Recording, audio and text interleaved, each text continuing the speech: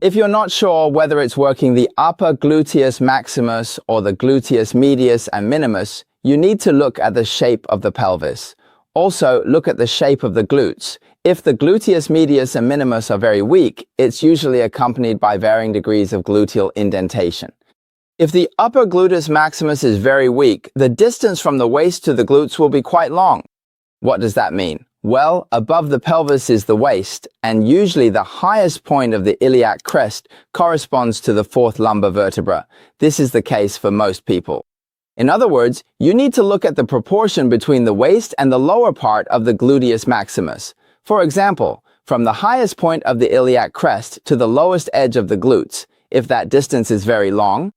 However, if you measure from the point where the glutes start to protrude to the lowest point, that distance is less than half, or in normal cases, the highest point of the glutes should be in the middle between the highest point of the iliac crest and the lower edge of your glutes. What does that mean? If I draw a line above, that's the highest point of the pelvis. This is at the junction between the bottom of the glutes and the legs, so the highest point where the glutes protrude should ideally be between the two. That's the most perfect. In this way, the overall shape of the glutes will look better and fuller.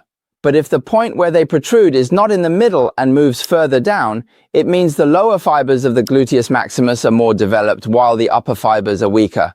I'm not sure if you can understand what I'm saying.